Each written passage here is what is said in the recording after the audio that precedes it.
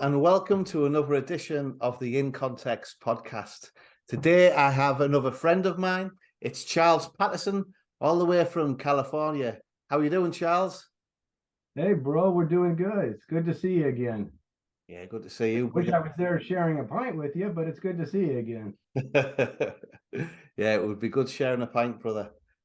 So, Charles, the reason why I've invited you onto this podcast is I would like to discuss talking about church partnerships and how people can get involved in supporting Medhurst Ministries prayerfully and financially, and also by coming along and helping out with some of the weekenders that we have and other kind of activities that we hold. So, most people who think about helping out with Medhurst Ministries would live in the UK, but you live in California. How did you first hear about our work? Well, I first got to know you through 20 Schemes. And, I was a part of the church's mission team, and we're just wondering why we were so kind of ineffective in reaching, our local lost. And as I watched more of the podcast, and as I began to see, for instance, as you would do a weekender, I saw the quality of the teaching, and I said, wow, the UK is this lost, and they got this kind of teaching. So I started following and realizing, we're doing it all wrong here. We're doing the commute thing with having people come in, and we're not hitting our community. They are reaching their communities. They've got something here. So I began to just kind of really follow and learn and try and see what was going on. And that's how I kind of got introduced to 20 Schemes and then to you. And then as Medhurst was formed, and I began to see more of the situation with what was going on in the UK, the dire situation, the lack of evangelical churches. It was like, you know what? I got to help. I got to do something. All I have is today. Tomorrow's not guaranteed. And they're trying to reach communities that don't have one gospel church. What can I do? And that's how it kind of got started. Awesome. So I'll be honest, Charles, when you first got in touch and you showed interest, it took me by surprise. I'd been used to a lot of promotional work within the UK, a lot of trying to raise funds and get people to be excited about the mission. So when I first engaged with you on Twitter, I thought you were a troll or a bot that was trying to scam us or something like that. So Maybe I am, Ian.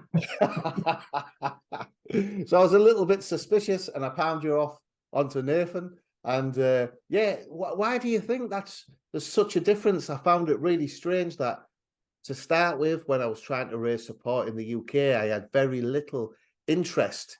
Yet here I had a man thousands of miles away, not only across the Atlantic Ocean, but right across the other side of the USA, who was keen to support our work prayerfully by encouraging us, by getting in touch and that. So what do you think is the difference culturally for somebody like yourself to be excited about the work in the UK? Part of that answer is the backdrop of the fact that the Lord has placed in me a desire for missions and to see people reached, and then to recognize my own weakness in getting this done. And for years at church, was trying to drum up support and going, look, if you do any kind of study in missions, you begin to realize that, and I'll throw some numbers out. I don't have the actual statistics, but let's just say that 90% of the funds are going to 5% of the people. Well, who's going to reach the other 95%? The scriptures clearly teach all tribes, tongues, peoples, nations. And so it was already in me to kind of say, you know what, we need to be concentrating on where the gospel is not yet named, or at least being is growing. Here, I don't want to overstate the case, but it's probably not too far to say that there's a church almost on every corner, certainly multitudes in every community here. You don't have to go far to find a church. You might have to go far to find a Bible teaching church, one that's actually engaged in missions, in reaching their community and in reaching the world. But there's a church everywhere. So when you find out, when you listen to a podcast or you watch a weekender, and you begin to realize that they're planting in communities, and maybe that community is 3 miles down the road, but these communities don't mix per se. okay, this is something that needs to be addressed. So my heart said, okay, you can't just hear this and be amazed by the knowledge. You've got to do something. Well, the first thing to do was to get to know the situation and pray. Well, I have this kind of thought that where your heart is, where your treasure is, there your heart will be. You pray for where you're investing. So I started to say, well, I got to start giving in some fashion, and began to teach my wife and children, hey, here's an opportunity that we can make a difference even right now, even right today. Okay, I can't hop on a plane necessarily today and go 3,000 miles, or I guess it's, who knows, 5,000 miles, but we can make a difference. We can help them reach their communities. And I had learned in previous missions trips that the best thing to do is to help the indigenous in their context, equip them, supply them, whatever it is that they need, pray for them, that the Lord would move amongst them to reach their own people, because they can do it faster, more efficient. I'm not going to be the savior coming over there in a small s savior by saying, here, I'm here now, let me do all this, let me just drop right in. But I can immediately begin to say, Lord, you know what's going on, you know the heart, you know the situation, and this situation can't wait. There's people who are going to possibly pass away this week, today even. Let's reach them. So that's how I kind of immediately jumped on board and began to kind of tell others.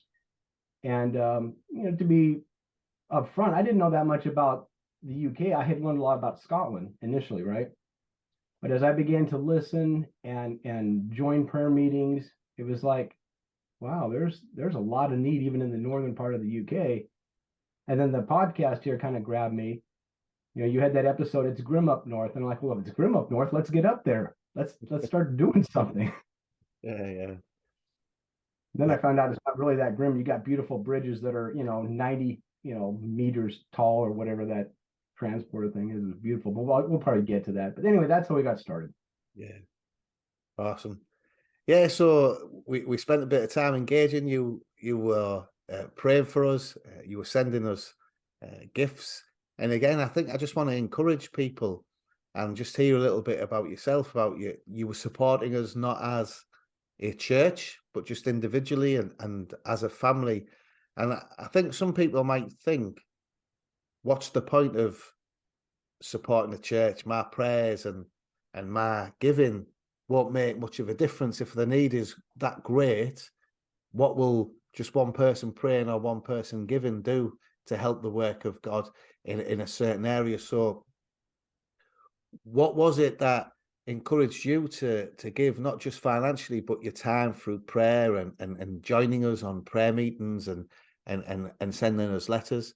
What drove you to give that individual giving, to that knowledge of knowing that just one person, one family across the globe could make a big difference in our gospel ministry? I think it was the Lord, through his word, right? If you got 99 sheep and one goes astray, you go after the one. One soul is important. You can't play the numbers game. You're trying to save souls, and one soul is important. And the Lord also says, pray. It's not dependent upon me. It's not how long I pray, what kind of words I come up with. It's just expressing the heart and saying, Lord, you can take this prayer and do a multitude of things with it. Your hand is not too short. So it's not like I have to wait till I get the whole church involved, until I get a group of 10 men to come in and join us for a prayer meeting. Right now, I can make a difference by simply saying, Lord, here's a need, and you've got people in this community, and I'm asking you to please save them and show me how I can best use my time, my talents, my resources to help them reach people. And so I just started with that. And then the more you invest, the more you pray, it begins to just become part of you, or it became part of me, to the point where I had to start telling other people, I go, look, here's an opportunity. We can make a difference today. It doesn't matter how much, right? The widow put in 2 copper coins. Did the Lord not commend that? You bet she did, or he did, right? So you don't focus on the amount. You don't focus on the numbers. You give as much as you can. You give, somebody once said, you give till it hurts, and then maybe give a little bit more. But that's because you realize, look, I've been quite blessed. I've got the gospel. I've got a gospel preaching church. I'm in a community where I can hear the word on a daily basis. It bothers me that there's communities that don't have this. And I'm not guaranteed tomorrow, so let's make a difference today. Yeah. Awesome. And again, I think church planters and pastors like myself are guilty of having a similar thought, thinking, well, let's put in grants, let's apply for large grants, let's go and try and build partnerships with large wealthy churches, because we can often foolishly think that the best partnerships comes from the wealthiest and biggest people and churches and organizations. But what I found is, by doing that, is it takes a long time for these larger churches and organizations to pay any interest, if at all. But two, I think something's lost going to a large organization that we have between New Life Church and Medhurst Ministries and a number of other churches within Medhurst Ministries who have actually built up a relationship with yourself, Charles. So explain a little bit about that two-way relationship that we now have, because it's far more than praying for one another and sending financial gifts. There's genuine friendship and kinship and desire to feel that we're on the same mission. So just share a little bit of the blessings that you've known by partnering with Medhurst Ministries. Well, gosh, where do you start? I mean, I've received far more, I would say, and I mean this in all humility that I can drum up. I don't have much, but I'll try to drum up a little bit right now. I've received far more from learning about Medhurst Ministries and in 20 schemes and in giving and in praying than I could ever give. I've been taught so much more about how to better reach my community, about how to better, evangelize, about how to better to love the lost, to focus. The partnership, I almost felt it was kind of almost one way at one point, because I was constantly giving, constantly writing. And it's like, you know what? For your hearts to knit together, for it really to be a partnership, you've got to come and visit. That's why I know that you have, and I think 20 Schemes has this, right? Pray, give, come. Coming is just as important. Well, my heart was already knit because of the backdrop that I'd had. I'd been listening for 4 years. I'd been learning. Every time that you were on there teaching, I would watch it and listen, and then the podcast, and I enjoyed the banter. But I needed to get my family involved in it too. And then I need to get my church involved in it. But when it's just, you stand up before your church and you pray, we're praying for Ian today. We're praying for Medhurst. Well, that's a name. Maybe you show a picture up on the screen. Okay, now it's a picture.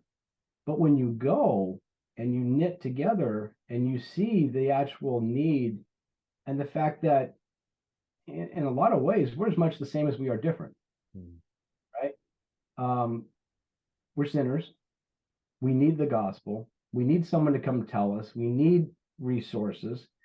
And so the partnership really began to kind of grow me as I began to entertain the idea of, you know what, it's time for me to come.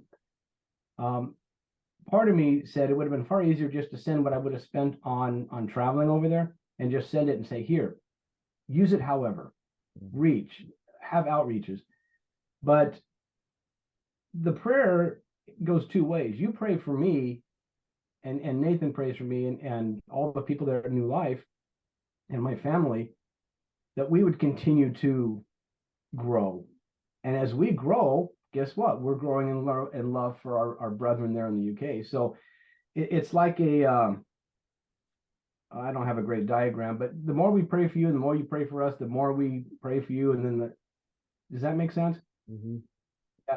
So the partnership just grew the more I began to realize I love these people. These are brethren that are not waiting for tomorrow. They're doing what they can today with what they've got. How can I do any less? And then as I gave and the responses would come back, because you always like feedback. You always like to hear back from people that you're praying for and, and seeing pictures and whatnot. That gets me more excited. I incorporate that into my prayers, and the cycle just continues and grows. Awesome. So yeah, that relationship developed so much that you decided that you would like to come and visit along with your family. So just share a little bit about that experience for you, because first of all, you're from California, the Sunshine State. Is that right? Well, it was until this winter. This winter, we brought the Middlesbrough winter back with us. So it's been kind of gray and rainy and far more green than it usually is. So, but normally it's the land of sunshine. Yeah, when we found out about the not the vision trip, I'm drawing a blank. The family retreat? Yeah, the family retreat. I said, this is a perfect opportunity for my wife to come over and meet some of the other wives because she connects person to person. She doesn't connect as much watching over podcasts and things of that nature, although she does. But with her, meeting face to face and getting to know people is really where it solidifies for her. And my children had heard me talk about it, and they'd seen pictures and whatnot, but it was kind of, I don't want to say abstract, but it was just still kind of out there. So I said, this is a perfect opportunity for us to come. We can visit families there. There'll be I'm only going to have so much time. So when I looked at it and said, wow, I've got people coming from Spen, from Oldham, and then I met other people from something on the moor. I'm drawing a Little Joe, yeah, right. And then I met Robin, who is just a short distance from you over there. It was like, and you realize, man, I'm just eating this up. This is great to be amongst other people who are in the same boat, trying to reach souls. Except that I kind of looked up and said, they're actually doing it. It's a different kind of dynamic over here, but I figured that I could still learn and bring that back. So the trip was, once we got there, it's a long plane ride, bro. It's a long plane ride in a thin metal tube. But, once you get there and you land and you're like, wow, it's beautiful here, first of all, and you get on the train finally, once you figure out how to navigate your way around. And the culture change starts immediately because you land and you start, we're walking through the airport and I'm like, I'll be honest. First, my thought was, man, the people are rude here. They're just kind of all running into me and, and then my wife goes, dear, you're walking on the wrong side of the road. And I went, oh. So then we moved over to the other side of the road and everything worked better after that. So right away it was kind of like, okay, we're in a different world here. Again, as much the same as we are different and different as we are the same. So once we finally got up to Middlesbrough, it was like, we're here. We're finally here. And, yeah, you're exhausted, we collapsed. But the next day we went to the church service and it was wonderful. And Nathan expounded on Leviticus. I thought he did a wonderful job. And you're just realizing, okay, I'm learning already about what it's going to be like in heaven, different peoples, different cultures. And the only difference right now is I don't need interpretation mostly didn't need interpretation. And then we met afterwards and the banter there when we were at Nathan's place. And it was just amusing that everybody was going, you have a funny accent. I'm like, I don't have the accent. You have the accent. No, you have. So we went back and forth, and just as the days passed, it was like, I can't believe we only booked 8 days here. We could have stayed a month. Yeah. And when my daughter says, I could live here, I'm like, well, yeah, we could actually. We'd have to have a few things to get used to. We'd obviously have to learn to drive. And I think I told you the story about trying to we were at Teesside Park and trying to cross over just to get from McDonald's to Tim Hortons. And, which way do you look? Well, you look both ways 4 times and hope that nobody's coming. I mean, it was kind of amusing, but my heart was just so much enjoying what I was doing there and the people. And I had come to see the people, my brothers and sisters. I had a lot of folks here back asking me, well, did you go see the, Big Ben, or did you go see this? And I go, no, I came to Middlesbrough. I came to meet my brother. And my wife got to know your wife right away, and the kids were fun. We met Jude and her family, and it was like, oh man, I just wish we could stay another month and whatever, help sweep the church or mow the church, lawn, or do whatever we could do to free up the folks there. So it was a great trip coming over there, and just right away it was like, yeah, you know what? this is a ministry we need to be involved in at an even bigger level. So we're glad that we did it. We're sorry that we had to leave. I was kind of disappointed in you that you let us leave, but I guess you had things to do. So Yeah, great. And your wife and your children who are adults now, they're not young children, they're adults. Yeah, they enjoyed it as well and engaged with our people. And again, I think that's the beauty of this type of partnership, church partnership, which is different to partnering with another church or an organization. When you've got an individual partner, it is more relational. You can spend more time together doing things like this. But again, just share a little bit about, because you are engaged not just with me, but with a number of the other churches. So how did you find that, not just on the family retreat, but then you went up to 20 schemes? What was that like as you travelled from England to Scotland? Did you notice any differences, or was that similar? I would say it was more similar than different. We didn't really give ourselves enough time to get very deep in the cultural differences. I don't remember it raining on us when we were in Middlesbrough, but as soon as we got up to Glasgow, it was raining everywhere. But the relationship aspect was the same, because I had already talked with Tommy and Lauren a number of times up there in Maryhill / Lamb Hill, and we went over to Bingham and then Niddry and visited our brethren there. But it was amazing that how there wasn't any moment in this whole trip where my kids were like, okay, I'm ready to go home.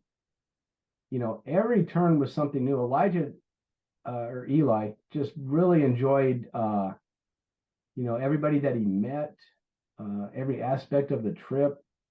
I almost was worried that he would just apply for an internship and not come home with us at one point, which would have been fine.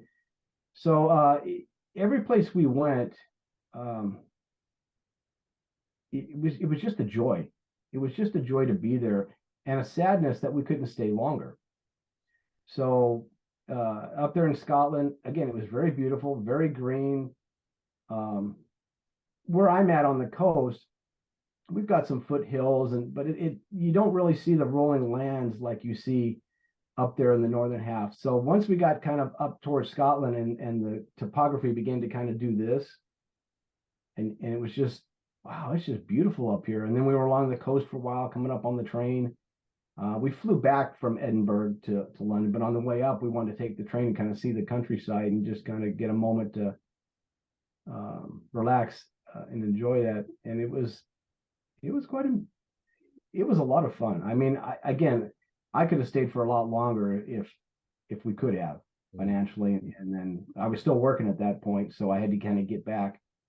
But all the way around, and it was just a wonderful time. And again, even in Scotland, they taught us so much about loving the Lord by loving the lost, by just getting the word out there and doing your best, trusting Him to bear the fruit, and just praying for salvation. So I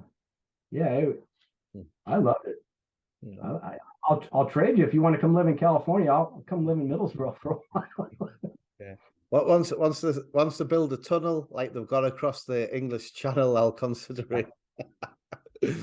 But once I was looking at social media a few days ago, and I noticed there was a trip from a ministry within the US planning to visit the UK, and they were like, come to Edinburgh, be picked up, travel first class, be picked up by a chauffeur-driven car, visit this cathedral, then get first class down to Cambridge, London, Oxford, and visit X, Y, and Z. And I just think the difference between you traveling standard, Kip in a log cabin, having me drive you around, and eating palmos, and everybody you met lived on a council estate. So I just think that the difference between them touring the places of first class and grandeur, and you just went and spent your full trip in the UK meeting with people on a council estate, I think that's amazing and quite humbling. So if you came back again, is there anything you'd do different? And if somebody was thinking about coming along to one of our vision trips, we have one in June and the beginning of July. And if anybody was considering coming along to a vision trip, what would you recommend for them to do? And would you recommend them come? The first thing I would recommend to folks is listen to some of the podcasts, watch them. Just get to know the need, get to know the people, and realize that there'll be plenty of time later to travel and see the sights. Realize the importance of the vision trip, that all we have is right now. And it's important to really, if you're going to come, 7 days goes by quick. 3 weeks went by too fast. You've got to maximize the time. And so my recommendation to people would be start right now, learn about the need, learn about why we're trying to do this, why we're trying to plant in communities. And maybe that community is only 5 kilometers away. Why is that important? In my particular context, when I first realized that, for instance, Niddry and Bingham were, I'm just going to say 2 kilometers apart. And you're like, why are you planting a church 2 kilometers away? Just get in the car and go. And then you begin to realize, oh, I've got a lot to learn. There's a lot of difference here. And it just helps you take more in if you get some of that legwork out of the way. If I was to come over, I don't want to say blindly, but if I had just said, oh, this sounds like an interesting ministry, and I'm going to go meet them, I would have lost out on so much of the relational aspect that just enables me to naturally, as I'm going through my day, remember to pray for you or Nathan. So my recommendation to people would be, get to know the ministry right now, get to know what the goals are, get to know the situation, so that when you get over there, you spend the time listening and learning about what your plans are. How do you best see reaching the towns of northern England, the estates, right? Do I plan to come back, by the way? Oh, yes. It's on my prayer list daily. I hope to be back for the weekender, and I would love to I'm trying to bring somebody from our church right now, because again, I think once they come over and they meet face to face and you share a laugh, you share a meal, you go for a walk. One thing, I don't know if you realize this, Nathan and I one time walked from his place to some sort of a store, I think to go get a stamp or something like that. I forget what we were going to do, or we're going to do a money exchange, because I still had US dollars and needed to get some pounds. And so we walked through the community, and that little simple act of just walking through community meant so much, to realize we walked past people and you're thinking, I wonder if they know the gospel. Kids on their bikes. I still had to kind of laugh at myself. Not necessarily their bikes. There could be somebody else's. Well, yeah, just on bicycles, kids on bicycles. Yeah. Kids on cars, sitting on the front. So, my recommendation for people is don't wait. Yeah. Commit now, learn about the need, and then when you get there, realize that you're there to learn and listen and hear the vision, so that you can bring it back and teach others about the need, so they can tell others. I mean, let's kind of in a general way do the 2 Timothy 2 principle, right? Let's tell others who will tell others who will tell others, that will help this thing grow. So long after we're gone, we have a sustainable prayer movement that the Lord has enabled to reach. Because we want people, the Lord has people in every community, right? Every council estate, I'm sure there's somebody there that he wants in his kingdom, that he wants to be shared with the gospel. But who's going to go if nobody's sent? And how are they going to be sent if nobody's aware of the need? So yeah, come, learn, laugh. I mean, the laughter was priceless. I don't think I won a banter session with you. I gave it my best shot, but it was still beautiful, right? Yeah. And what was the most fearful part of your trip? What frightened you the most? He's trying to cross the road. I thought you were going to say my wife then, but she only told you. No, that was not the most fearful. That was probably the most, when Rachel calls out your name and you turn around and everybody else in the room is silent and she says, sit down. And you realize you've been talking for 30 seconds past when the session was supposed to start. sorry. Then you just kind of want to, slink to the back and, I mean, it was all in good fun, but it was kind of like, I learned right away that when Rachel says something, you just do it. Yeah, but unless you're one of the children, and then that doesn't happen. Well, even Esther was a joy to talk to. She's, her and Jude's, kids were kind of like, oh, they were fun to banter with, and all this back and forth about an accent and California, and and that was one thing. You talk about the hard aspect. They were asking me about California and going ooh and ah, and I'm sitting there thinking, no, it's actually kind of boring. The ooh and ah is right here. And they're going, no, actually, this is quite boring. The ooh and ah is over there. And you're like, okay, I get it now. The grass is always greener and the weather's always wetter on the other side or whatever. But no, the most fearful thing was just going for a walk and trying to cross the road and looking in the wrong direction.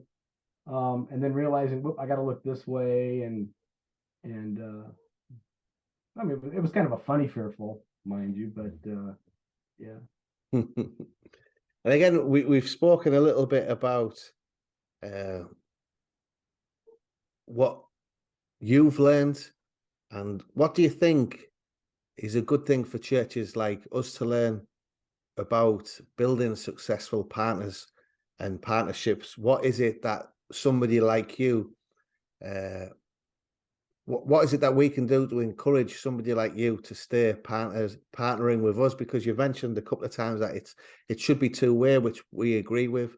It should be reciprocal both ways. We're both praying for each other and looking after each other. But what do you think are some of the mistakes that churches who rely on support can make, which might put people off from partnering with them? Well, in the past, one of the mistakes we made was just following the lineup. Well, we've done missions. Whatever the dollar amount. Okay, we gave. Okay, we're involved in missions. We're involved in evangelizing the lost. And you're really not if you're not praying specifically. So perhaps one of the mistakes is not really learning I don't want to say the intricacies, but you just need to get to know the people and the situation really deep. Some of us are statistically type driven, others are relational type driven. Combine the two, so that somebody like myself, who you could throw statistics out, 95% of the world's finances go to 5% of the world's people, and you mix that with, man, Ian and Nathan, they're fun people, but they're also laboring. There's times where they're just burdened about how do they reach Middlesbrough? How do they get the gospel to people? And then in the mix of that, Ian says, hey, can you take this Parmo up to this guy, right? And the guy says, hey, I didn't know you knew Colonel Sanders. But I didn't bother to shave, so my beard was all, mustache was all white and whatnot. And it's like, at least, again, you mix in the laughter and the statistic, you mix in the emotional. So if you go too much one side or the other, if you're all statistics or you're just all people, sometimes the need is not conveyed because you just don't know how the people you're listening to are driven. So I'm trying to, for instance, in talking to my church and in others, learning how to combine the two so that they get a bigger picture of why this is important. Because a lot of churches here that I've talked to, and I talked to when we were going around and visiting, I would talk to them and they would go, okay, well, we've got too many people in Los Angeles we've got to reach. So then if okay, well, Los Angeles probably has 5,000 churches just in the city proper. There's whole towns in estates in northern England that have zero. Which is a greater need? Where do you think people are laboring more? Where can you make a bigger impact today, which is all you have? Where can you make a bigger impact today and ask the Lord to move mightily in ways that you can't even foresee? On your end, I'm not really sure what the mistakes would be, except maybe the one that you mentioned earlier about thinking, well, we got to go after the big donors. I think it's both. I think one of the ways the big donors will come along, as in when individual and smaller donors just get excited and make repeated trips and put the word out there and do things like this, do a podcast to say, hey, folks, get on board with this. This is a wonderful opportunity to just increase your joy in the Lord. Realize that everything that we do and that the Lord wants us to do is to increase our joy in Him. And if He wants to move in communities, let's go with Him. So one of the mistakes is just going either too much statistics or just too much, on the relational side. Mix the two. The podcasts are a great opportunity to do this, right? I've seen some of the banter between you and the other folks, and it's just kind of like, yeah, I really love these brethren, these brothers, these sisters. You did some that touched our heart. You did the ones on homeschooling. And so right away we were like, okay, we know that. We learned something about the single parents. And I think you interviewed your mom one time. And it was like, well, we've never gone through that, neither my wife nor I. But we learned about the struggles and what makes you and what makes this ministry to council estates so important. You had one on the father to the fatherless. Well, when you don't come from that kind of background, it's something you need to learn. And when you realize, okay, there's whole communities, whole generations, multiple generations that haven't been reached with the gospel, okay, we got to just, how can we make a difference right now? And so I would mix the two, Ian, really. And I think you're doing a good job of that. Yeah, so finally, just before we go, brother, we have a couple of ambassadors for I was going to say for Manchester United then, a Freudian slip, for Medhurst Ministries. We have Phil and Anita in Banstead in southern England who travel around promoting our work, and we also have you and Donna as ambassadors for Medhurst in the US. Just share a little bit about what you're doing to promote the work amongst churches and Christians where you're living, and is it something simple that anybody in the UK could copy and help support our ministry by promoting our work? What does it involve, and how have you found it so far? Well, what I do is I just share with people, because I realized it was almost kind of embarrassing to be kind of a lay missiologist and then not realize the depth of the need in the UK. And if I, who was on the missions team for years, and didn't realize just how desperate the situation was in one sense, how dire it was, how much more people who aren't on the missions team, who maybe just attend. So I try to make people aware of the fact that here's an opportunity that today there's a need that we can make a difference in. And I just share from the joy and from the relationship aspect that I built over the last couple of years with you and with the team there. And then I just encourage them. In the past, with 20 Schemes, as we were building that relationship in our church, I would share a few videos. When the leadership team met, I might play one of their songs to show the quality of the teaching, even in the music.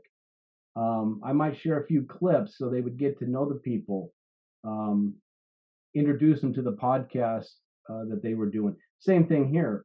When I go to church, when I meet with the pastor or the leadership team, I try to share. I bring a printout that I made of the vision trip and say, this is coming up. Let's think about this now. Is there somebody who can take a week off and come with me and learn about the ministry so that we can be more involved? Let's not focus on the numbers. We'll give what we can, but right now let's focus on the people that we're trying to reach and build that relationship aspect and make it more real, make it more tangible. It will solidify when they come and they're immersed in the situation and they're realizing, and they hear from you, this town's got one, well, I keep saying town, but council estate. This council estate's got one evangelical church. And there's how many people? You're trying to reach 10,000 people with one church. And they realize, okay, I could just walk out the door and there's 3 down the road here and there's 2 down the road here. This is a need. So it's just a matter of sharing with folks through video and things of that nature on a regular basis, and just kind of letting it come out. 20 Schemes, I bought a shirt from the office here in Kentucky, and so I would wear it. And I would just happen to wear it on weekends where we were meeting on a Sunday, and they would ask me to come up and read, and I just happened to be wearing it. And so you're just putting the word out there that that there's a need here that we can be a part of. It's a wonderful thing that God is doing, and yeah, anybody can do that. You will do it better as you get to know the people and you begin to realize we're all the same. We're sinners. We need the gospel. Our communities need the gospel. Let's learn from one another. Let's pray for one another. Let's, if we can, give to one another in whatever fashion it happens to be. So that's what I'm doing, and would like to travel, to conferences. I guess T4G is not meeting anymore, but um, if Medhurst does any kind of work out here where they're going to our version of Keswick or our version or I should say your version of whatever type it is, and just speak to people, but have some resources available, have some pictures available, have some stories available, make it real, make it relationship, and then weave in those statistics, like I just mentioned before. That's what I'm doing. Awesome. You're an absolute joy to have part of the team. And definitely hoping that you can make it over in June when we have the vision trip. But no doubt we will speak before then. Nice one. Thanks for joining me on the In Context podcast, brother. God bless. God bless.